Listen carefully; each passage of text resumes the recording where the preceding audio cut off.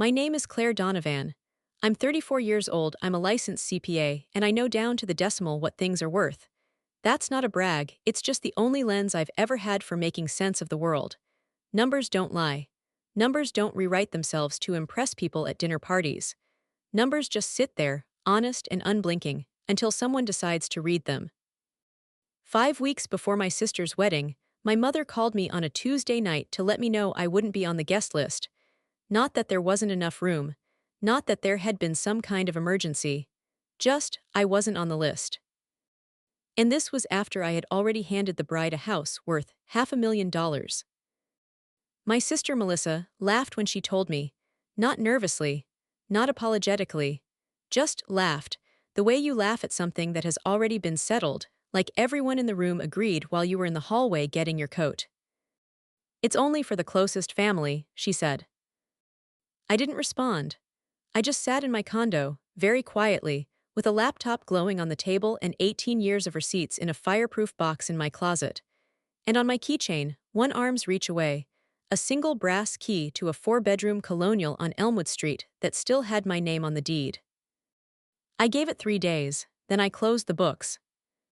Welcome to What You're Owed, the channel about families who mistake silence for agreement, and the moment someone finally picks up a pen. If you've ever been the person who pays for everything and gets invited to nothing, this story belongs to you too. Drop a comment below telling me where you're watching from, and make sure you're subscribed because you will not want to miss how this one lands. To understand the house, you have to understand the table. Not the wedding table, though we'll get there. I mean the kitchen table in my parents' house in Glenfield, 18 years ago, when I was 16 and my father's hardware business had just collapsed. The table was buried in paper, statements, notices, a bankruptcy packet still in the envelope. My dad sat across from it like it might eventually apologize. My mom kept refilling a coffee pot nobody was drinking from. Nobody opened anything. So I did. I sorted the envelopes into stacks.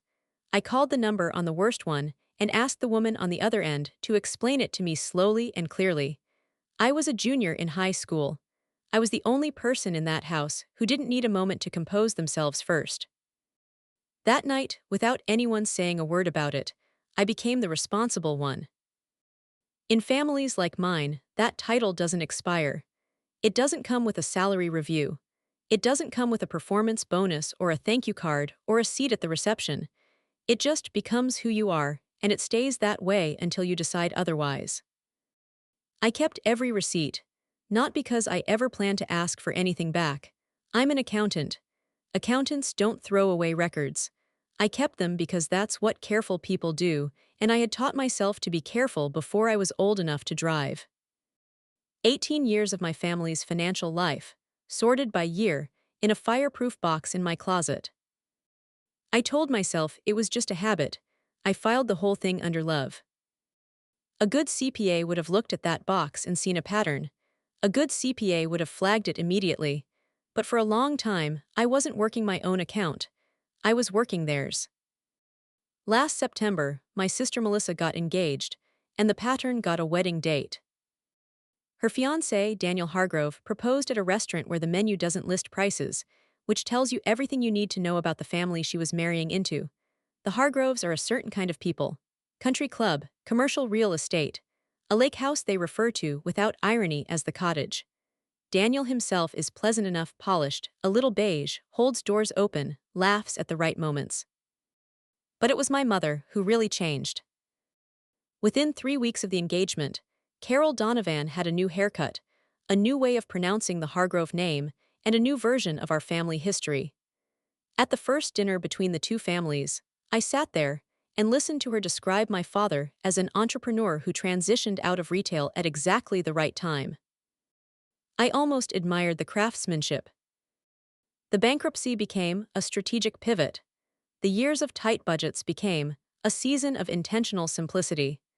Our whole childhood got repainted over a single dinner, and my parents held the brushes like they'd been rehearsing in secret for years. At some point, Daniel's mother, Patricia, asked a perfectly innocent question, the kind that only detonates in a family like ours. She asked whether my father had siblings. My mother smiled and said, "It's really just us. We're a small, close family. My father looked at his plate. I knew the name they were stepping over. I'd only heard it a handful of times in my life, always in the tone people use for a water stain on the ceiling. My aunt, my father's older sister, who had disappeared from every Christmas since I was 9 years old, vanished from the family like a footnote that got quietly deleted. I didn't say anything. In my family, you learn early which doors have furniture pushed against them. But I remembered the phrase my mother chose. A small, close family. I want you to hold on to that phrase. She's going to use it again. And the second time, it's going to cost her more than she can imagine. By October, the wedding had a venue, a date May 17th, and a problem nobody would say out loud. Melissa and Daniel couldn't afford a house anywhere near the neighborhood the Hargroves moved in. Daniel was 2 years into his father's company at a starting salary. Melissa's marketing job covered her car lease and not much else. They were getting married into a world that expected a certain address, and they didn't have one. My mother never asked me directly, she just sighed at the right frequency. The Hargroves keep asking where the kids are going to settle, she'd say to the room, to the air, to whoever in earshot happened to have a checkbook. Here's what I had at that point, because I know you're wondering. I'd bought a rundown duplex at 24 and spent 6 years rebuilding it on my own weekends. It sold that summer, and after the loan cleared, I walked away with $285,000. I had $140,000 in savings, built the slow and boring way. And I had $80,000, my share of what my grandmother Margaret had left when she passed 2 years prior. Add it up and you get $510,000, which is, coincidentally, exactly what a gray colonial on Elmwood Street in Westfield cost. 4 bedrooms, a maple tree out front, 10 minutes from the Hargrove Country Club.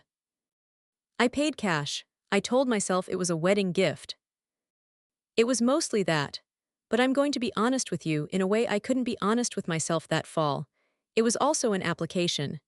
18 years of quiet checks had bought me proximity to my family, not closeness, not belonging, just proximity. I thought maybe $500,000 might finally buy me the real thing, a seat at the actual table. A CPA would have seen that as a flashing red warning on any ledger. I filed it under love, same folder as always. The folder was getting very full. Here's the detail that matters more than any other in this story, so I need you to pay attention. I bought the house in my own name. That wasn't a scheme. That's just how a careful person handles a large gift. My real estate attorney, Marcus Webb, drew up a transfer deed that would officially put the house in Melissa's name. The plan, my mother's plan, actually, was to sign it during wedding week. Carol wanted a moment. A key ceremony, she called it, at the reception. My father would present Melissa with a small box, red bow on top, and there wouldn't be a dry eye in the room. I didn't need moments, I let her have it. Until that transfer deed was signed and delivered, Marcus told me plainly. The house was legally mine. The gift didn't legally exist yet. Which suited everyone, Melissa's prenuptial agreement was still being finalized, and no accountant alive transfers a $500,000 asset into a marriage before the legal paperwork surrounding that marriage is complete. So in March, Melissa and Daniel moved in early, my concession, and a deliberately controlled one. The property tax bill came to me. The insurance was mine. The utilities were mine. Melissa posted pictures of the kitchen on social media with the caption "Home Sweet Home" and collected 400 likes. I kept one brass key on my keychain, between my condo key and my office key, because owners keep keys. It didn't mean anything to me at the time. It was just a small, cold weight in my pocket. A quiet reminder that somebody in this family had to stay careful. Looking back, I'd say everyone in my family had access to that house. Everyone except the truth. The truth was still waiting on a signature that was running out of time. The engagement party was held at the Hargrove Club in January, and that night handed me my first real receipt for what this year was going to cost me. There was a seating chart. I was at the last table by the espresso machine, wedged between one of Daniel's college roommate's girlfriends and a man in a bolo tie nobody seemed to know. From back there, I watched my father stand up with a glass and thank everyone who had made this possible. He thanked the Hargroves for their generosity. He thanked God for good timing. He did not say my name. I told myself toasts are hard. Fathers are worse at them than anyone. I was still telling myself that when Patricia Hargrove touched my arm near the coat check and said warmly, "You've done such a lovely job with all the details. Are you with T? He Event Planning Company." She thought I was the help. My mother was standing right there. Carol had a 3-second window to say, "This is my daughter. This is Claire. She's the reason any of this exists." Instead, she guided Patricia toward the dessert table and said with a smile like a closing door, "She's just helping out. Just helping out." I drove my parents home that night. My father doesn't see well in the dark anymore. And somewhere on the highway, my mother started talking quietly to the window. She said the Hargroves reminded her of her own in-laws. She said that at her own wedding in 1991, my grandmother Margaret had walked the reception hall counting the flower arrangements, counting them aloud, so everyone could hear what my mother's family hadn't spent. 30 years, Carol said, and I can still hear her counting. Then she snapped her purse shut, and the window conversation was over. I didn't understand yet what she was actually telling me. She wasn't apologizing for the back table. She was explaining, in the only language she had, why there would always be one. Wedding season turned my phone into an invoice inbox. The florist needed a deposit, $4,200, and the invoice somehow came to my email. Not Melissa's. Alterations on the dress, mine to cover, just this once, which is the phrase my family uses the way other people use good morning. I always paid. But one Tuesday in March, out of pure professional reflex, I opened the old spreadsheet. The one that lives beside 18 years of receipts in the fireproof box. I didn't set out to total it, I just scrolled. $61,000 cleared my father's debts over the years, in checks small enough that he never had to feel them as one number. $38,000 for Melissa's college tuition, $9,000 for my mother's car, $7,000 and counting in wedding vendor costs, for a wedding I had not yet been told I wouldn't be attending, $12,000 in everything else. The furnace, the root canal, the deposits, the emergency flights home for crises that stopped feeling like crises the moment I landed. I closed the laptop. I sat in my quiet condo with my heart doing something I didn't have a column for.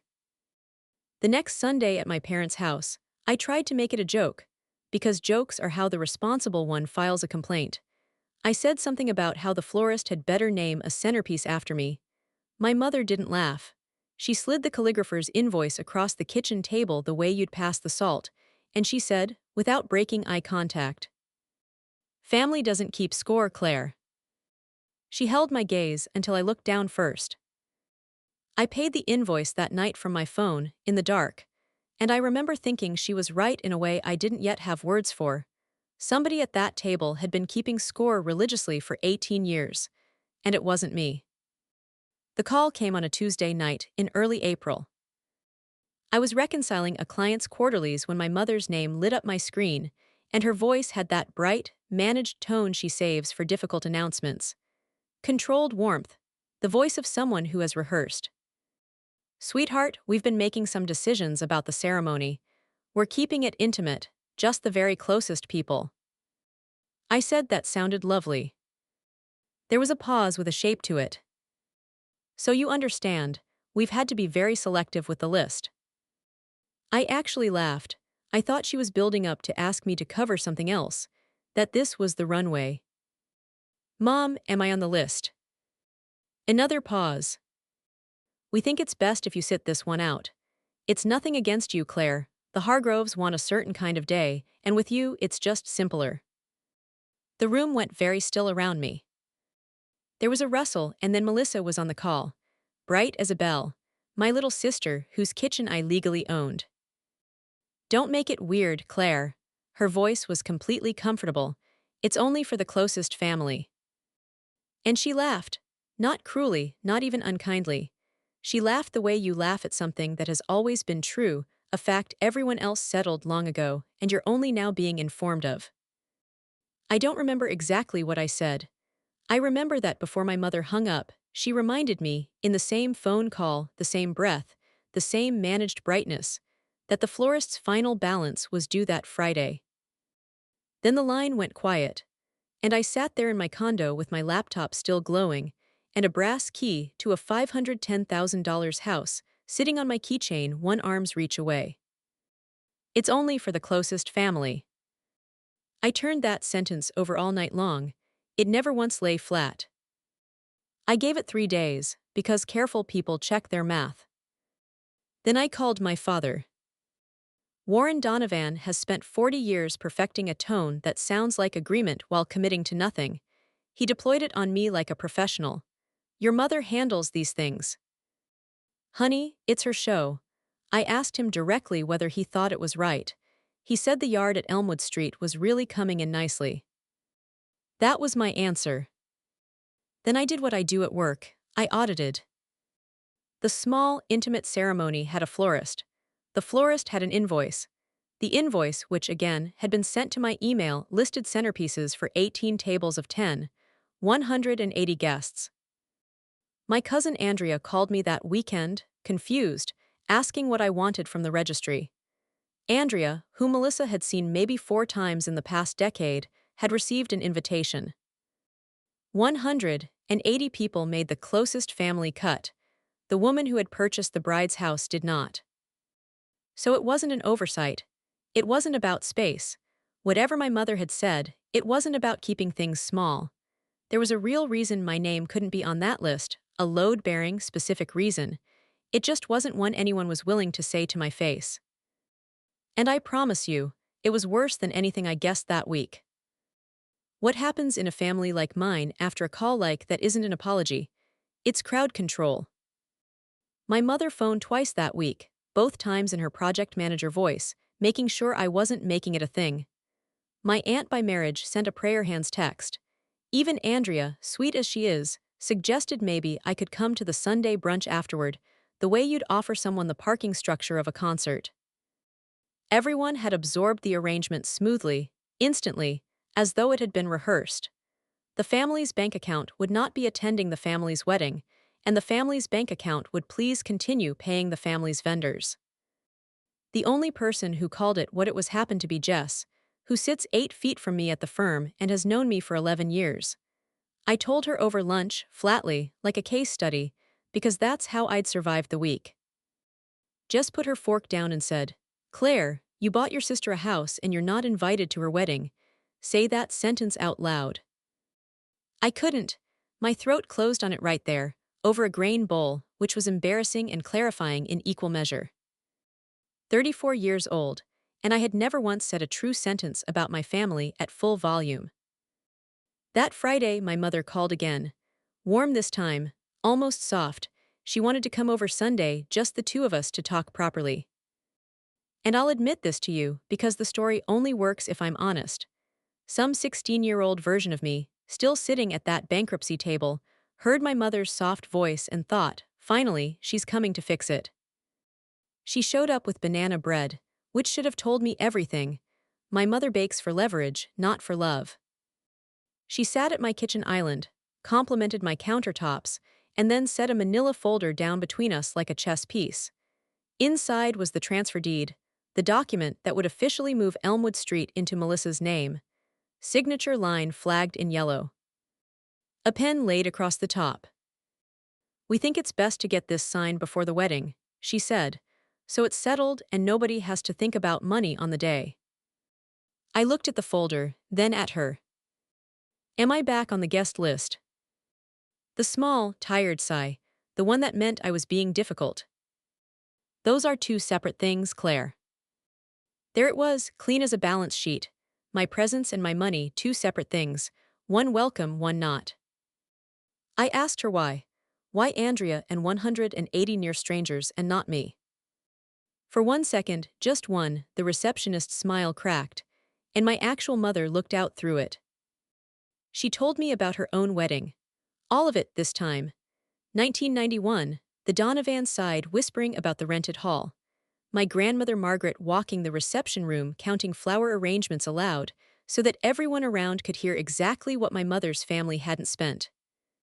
I was 22 years old and I stood there in my dress and learned what I was worth to them, she said. I will not let them look at Melissa the way they looked at me. For a moment, I saw her clearly. a frightened young woman who had been handed a bill instead of a welcome, and spent 30 years making sure she'd never be on the wrong side of a ledger again.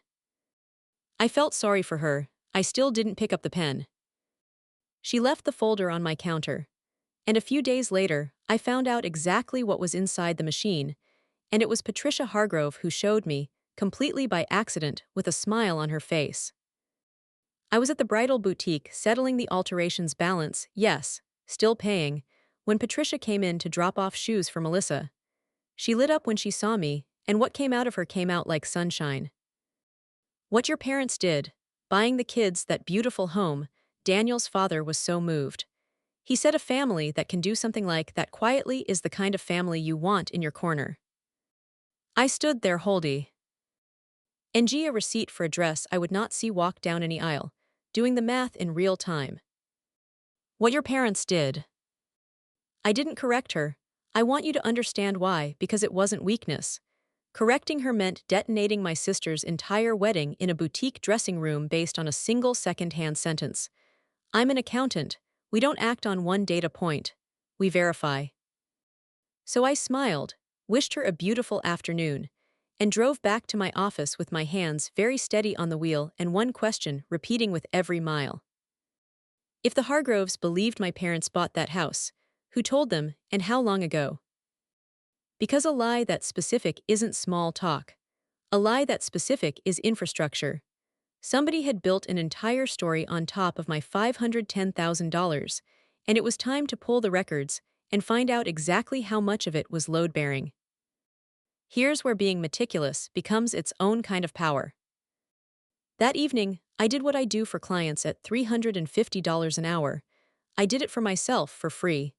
I verified every fact I was standing on. County Auditor's website, public as a library, open to anyone.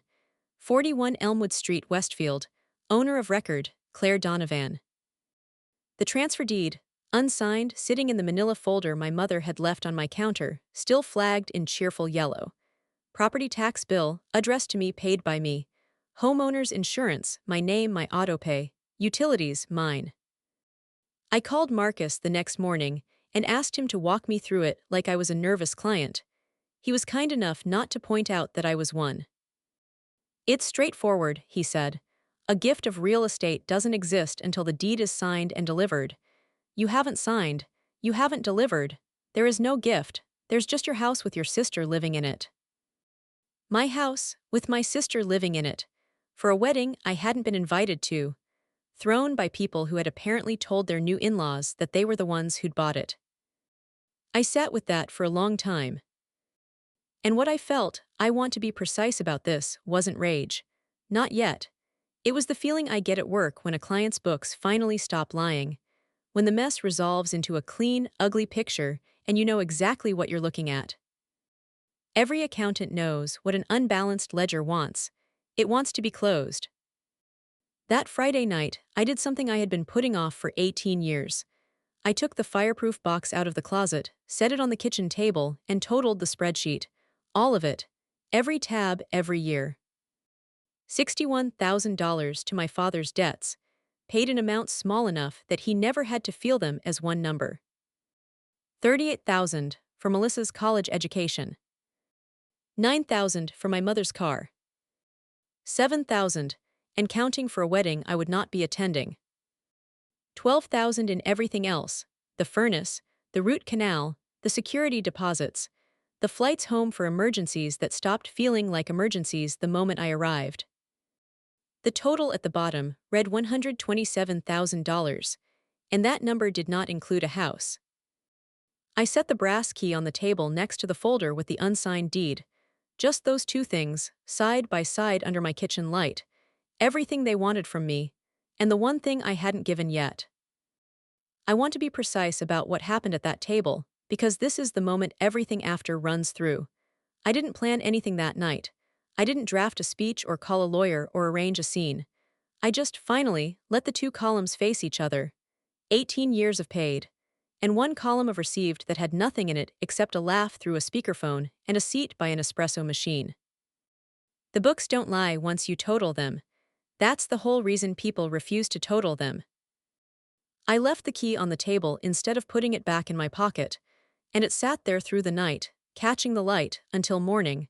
It was the only thing my family had ever given back. It turned out to be the only thing I'd need. I didn't sleep much that weekend, so I did what insomniacs with filing habits do. I organized. In the back of the fireproof box, tucked inside the folder from when I'd handled my grandmother's funeral arrangements 2 years earlier, I found a business card I had completely forgotten about. Heavy stock, plain type, Ruth Donovan, Commercial Property Services, Dayton, Ohio. My father's older sister, the stain on the carpet, the door with furniture pushed against it. I had seen her exactly once in 25 years, at my grandmother's funeral, standing alone in the back row in a good gray coat, while every member of my family found something else to look at.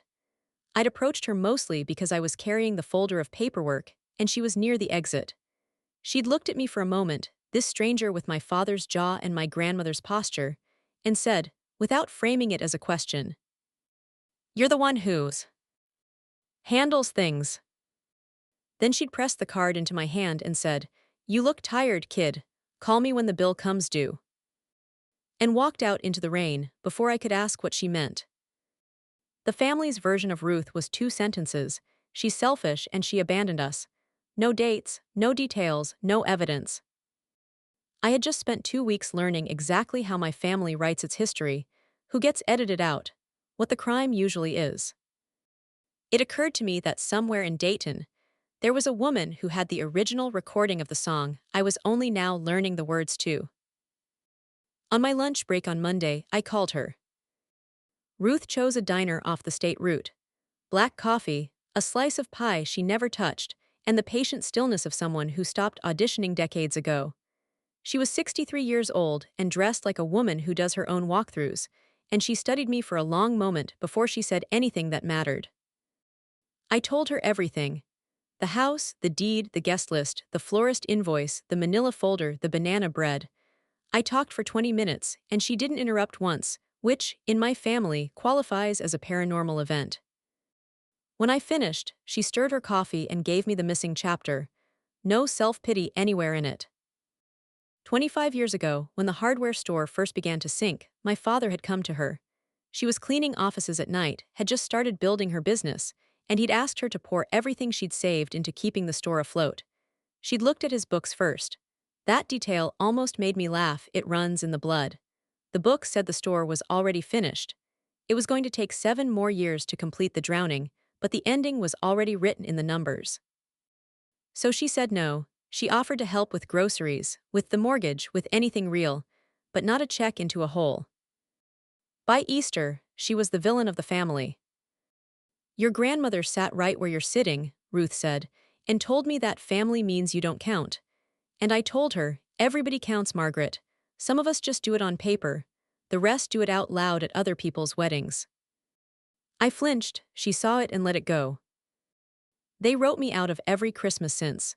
You know what I figured out, kid? Love you have to pay for is just rent." She said it the way you'd read a line off an invoice.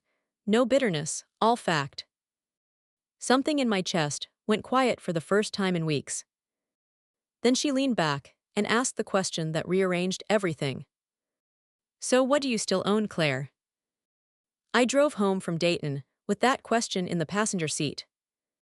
Wednesday morning, a text from Melissa, breezy as a beach read. "Hey, Mom says the deed thing still isn't signed. Can you just leave the signed papers plus your key in the mailbox before the 17th? Cleaner that way. No awkward scene at the wedding, lol. It's only for the closest family, you get it."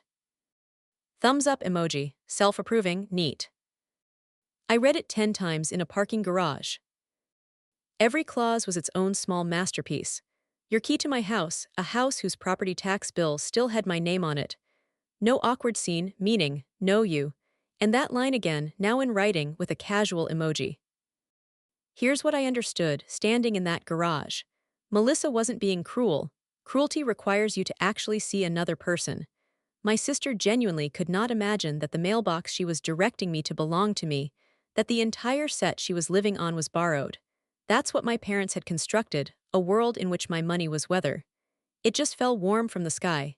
Nobody thanks the sky. I typed and deleted a great many things a wiser woman wouldn't have typed at all. What I finally sent back was short enough to fit on a receipt. Understood. Melissa hearted it. That was the last conversation we had before her wedding. Thursday morning, I sat in Marcus Webb's office with a legal pad and asked him to stress test everything I already knew. Could I sell the house? Yes. My name, my title, my decision. The unsigned deed in the manila folder had no more legal weight than the banana bread. Could Melissa claim I'd made a binding promise? Marcus flagged it honestly. There's a legal doctrine about relying on a promise, and a judge somewhere might give it 5 minutes. Then he walked through the facts. Melissa had paid nothing toward the house, fixed nothing, improved nothing. She had lived rent-free for 3 months while I covered taxes and insurance.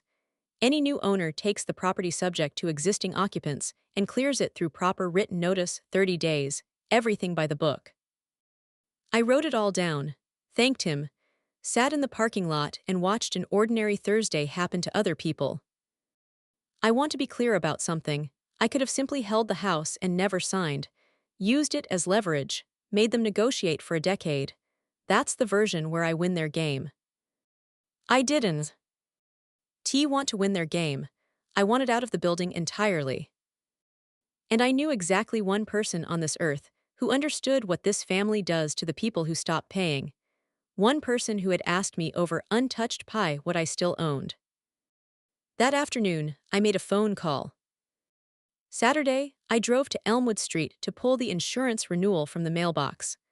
Owner's mail still came to the owner, a detail nobody in my family had ever thought about. Melissa and Daniel were at the Hargrove Lake property for pre-wedding week, so the house sat empty under its maple tree, pretending to belong to someone else's happy ending. I was at the mailbox when Patricia Hargrove pulled up. Her tennis friend lives next door, small towns inside big suburbs. She waved me over and talked, and I stood on the sidewalk of the street I owned and finally heard the full architecture of the lie. Daniel's father had been so impressed by my parents' generosity that he had invited 2 of his business partners to the wedding, specifically to meet the kind of family that gives the kids a house and never says a word about it. And then, with genuine warmth, Patricia touched my arm. It's such a shame you'll be abroad for the big day. Your mother told us all about your assignment. She lights up when she talks about you, you know. Abroad. There was an entire other Claire Donovan, one with an international career and a proud mother.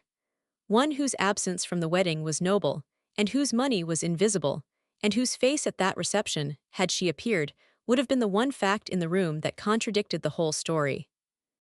My parents hadn't forgotten to invite me. They needed me gone. 180 guests could come, because not one of them knew anything. I was the only person alive whose presence at that wedding was a walking receipt for the exact sum their new life had been built on. You can't have the receipt at the party. Someone might read it. I drove to my parents' house in Glenfield. Their kitchen smelled like pot roast and a story that needed maintenance. I didn't raise my voice. I sat at their table and laid it out like a client meeting. I knew what the Hargroves believed. I knew who had told them. I wasn't asking for a toast or a refund. I was offering one clean exit, and I priced it honestly. Tell them the truth about the house. However you want to word it, whatever you need to say, do that, and I'll sign the deed. I'll stay abroad as far as anyone's concerned. Melissa keeps her day. My father studied the tablecloth. My mother folded her hands, and I watched her run the numbers. I know her calculating face. I inherited it directly. What came back was gentle as a lullaby. Family doesn't keep score, Claire. I said the truth wasn't a score, it was a fact. And then my mother stopped being gentle. She stood, collected my coffee cup mid-sip, the way she does when a conversation is over, and told me plainly, the Hargroves were finally looking at this family with respect. At Melissa, with respect. And if I did anything to embarrass them before that wedding, I shouldn't expect to be welcome afterward either. You've always been the strong one, she said, at the sink with her back to me. Everyone contributes what they have. Melissa gives this family a future. She paused, selecting the next word with precision.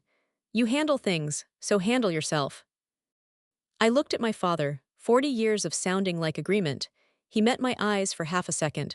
Listen to your mother, honey. I stood up, rinsed my own cup, because I was raised right, and walked out past the pot roast. In the car, I sat for a moment with my hands on the wheel. My mother had told me the truth, finally. I was never meant to stop paying. The rent was me. On the drive home, I decided to close the books instead. The Thursday call had been short. I'd asked Ruth one question: "Did you mean it? What do I still own?" She had said, "I never ask twice, kid." That was the whole call. Sunday night, I called her back with the answer. "A house," I said. 41 Elmwood Street, Westfield. 4 bedrooms, maple out front, 10 minutes from the club. I paid $510,000 for it and I'm selling it. Full price. What I paid is what it costs. I want it done fast and clean." There was a long enough silence that I checked my screen. Then Ruth Mayers, 63 years old, the first person my family ever wrote off, said quietly, "Kid, I've spent 25 years being the name nobody says at the table. I'll buy the table then." We talked numbers like two professionals. She'd liquidate a rental, use a credit line, close in cash. No lender, no delays, done inside 2 weeks if the title search came back clean.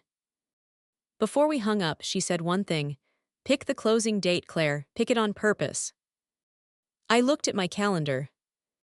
On the morning of May 3rd, in Marcus Webb's conference room, I signed a purchase agreement selling 41 Elmwood Street to Ruth Donovan for $510,000. Closing set for 11 o'clock on the morning of May 17th. Yes, that May 17th. I want to be straight with you about why, because it wasn't theater. A wedding is a machine that consumes a family's full attention for days on either side. Nobody was going to be checking county records or calling attorneys, and my signature had always been expected to wait patiently in some future after, when the pressure would begin again, and there would, as always, be another invoice. The 17th wasn't a stage, it was a blind spot. People think revenge is loud. In my profession, it's a date on a contract. Marcus slid the pages across, flagged where to sign, and I noticed my hand was perfectly steady. 11 signatures to sell a house. Steady for all of them. One request before we finished, and I wanted it on the record. Ruth had to agree in writing that whoever was living in the house would receive proper written notice, and a full 30 days, everything by the book, nothing at the door on a Sunday. She signed without hesitation. "I clean buildings for a living," she said. "I don't make messes." And that was that. The closing happened at 11.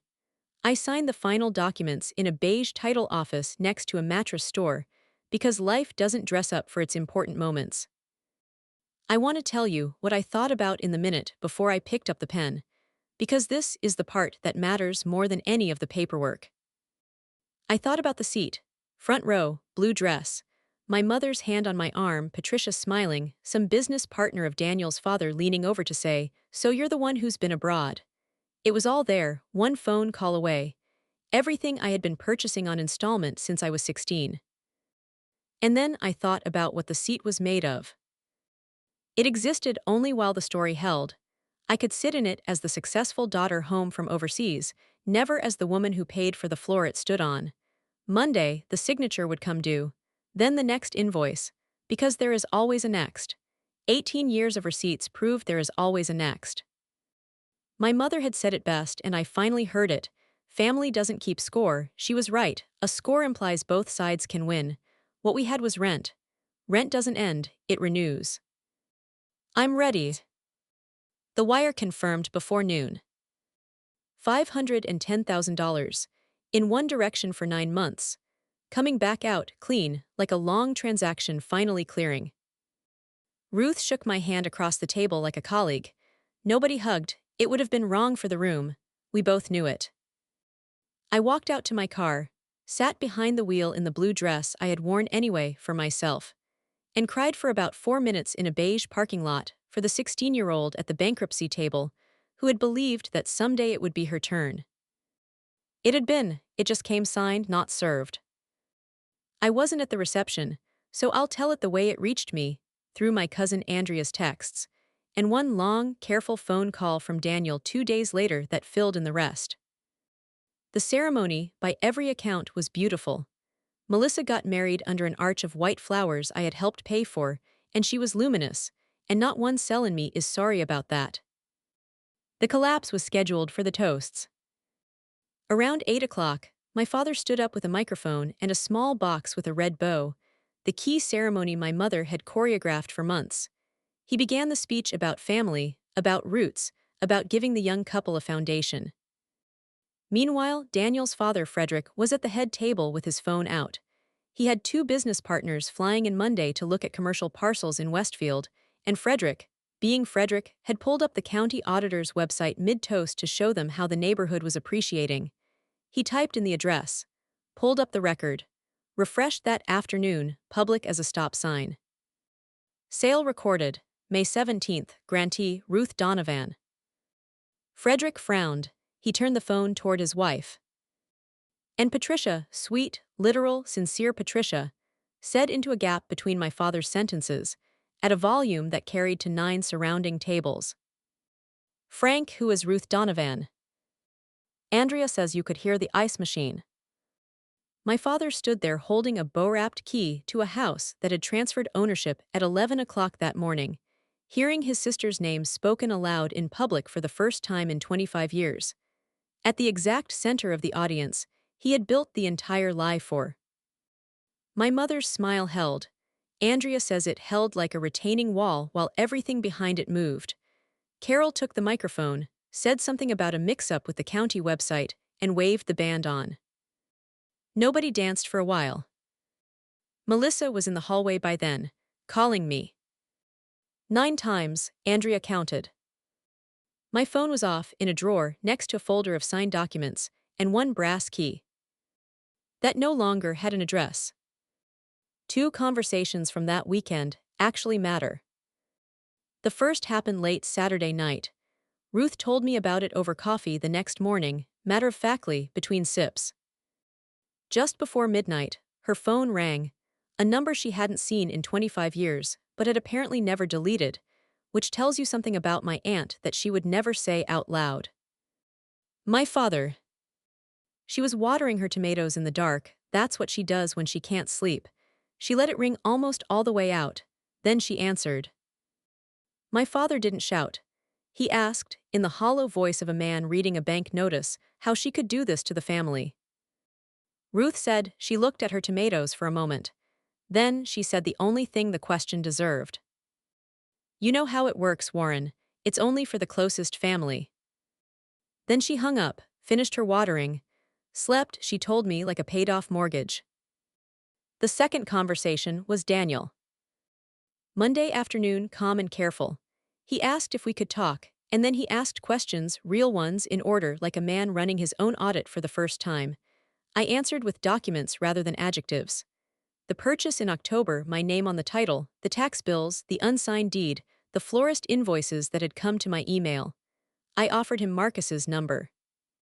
He was quiet for a long moment. They told us your parents bought it. My dad brought business partners to meet them specifically because of it. I know, I said. That's why I wasn't invited. He didn't argue, he apologized. The first and only apology anyone in this story offered me. I want that on the record. The rest resolved the way most family reckonings do, not in a dramatic scene, but in documents and silence. Melissa and Daniel returned from their honeymoon to a certified letter. Ruth's written notice, 30 days, everything proper, nothing at the door on a Sunday. They moved into Daniel's downtown condo. My parents sent one letter through an attorney that used the word promised a great many times. It dissolved quietly about 3 weeks later. Their own counsel, I was told, advised them there was nothing in writing, nothing paid, nothing improved, and to stop billing hours at a wall. I never responded to the family group chat, which had reclassified me from invisible to criminal without stopping anywhere in between. Instead, I mailed each of them something I had never shown anyone. A copy of the spreadsheet, 18 years, every entry dated, $127,000, and at the bottom, the house. No note, no demand, no signature line, just the books. Nobody sent a cent. Nobody called to discuss it. And after a while, I understood that the silence was the most honest reply my family had ever sent me. You can argue with an angry woman. You can't argue with a ledger. My mother's version of events, the one she has maintained ever since, is that I was never truly family, that I was always cold, always transactional, always the one keeping score. I've decided to let her have that. Because it's the first true thing she has said about me in years, I kept the records nobody wanted kept. In my experience, that's what cold usually means. Someone refused to pretend the math wasn't happening. The Hargroves didn't cut my parents off entirely. That only happens in movies. They did something quieter and in that world more permanent. The invitations became seasonal, then annual, then commemorative. Daniel's father golfs with Daniel. Patricia sends my mother a card at Christmas. Nobody has ever again asked the Donovans to buy anything, which is its own kind of verdict. Melissa and I don't speak. Some Sundays that sits on my chest like a stone. I let it sit. Grief is one account you can't prepay. And me. Sunday dinners now, at Elmwood Street. At a table Ruth bought at an estate sale because she liked that it had already survived one family. She cooks like a line cook and gardens like an accountant. Andrea comes when the drive works out. Jess brings wine and opinions. Last month I fixed the seal on an upstairs window, while Ruth held the ladder and criticized my technique with the focused intensity of a structural engineer. I didn't realize, until I was driving home, what had been missing from the entire afternoon. The meter, that quiet, lifelong sound of the meter running. The background hum of everything I did being tallied somewhere, counted towards something, added to a balance I was always behind on. Gone. I'm still the one who handles things. That part of me is real. I've stopped apologizing for it. The difference is that now when I hand something over, the other person says thank you and the transaction is complete. Nothing carries forward, nothing accumulates. It just closes. On Ruth's key hook, by the front door she painted deep green. There's a brass key that stopped being mine in May and somehow, for the first time, actually is. Ruth told me once. Over a slice of pie she never touched. That love you have to pay for is just rent. I am 34 years old. I own my own name again. I don't pay rent anymore. That's the story, one unsigned deed, one brass key, and a seat I finally stopped purchasing by the month. If someone in your life treats your love like an invoice, let this be your sign to close the books. Share this with the person who always picks up the check, and tell me in the comments, would you have signed? Subscribe, and I'll see you in the next one.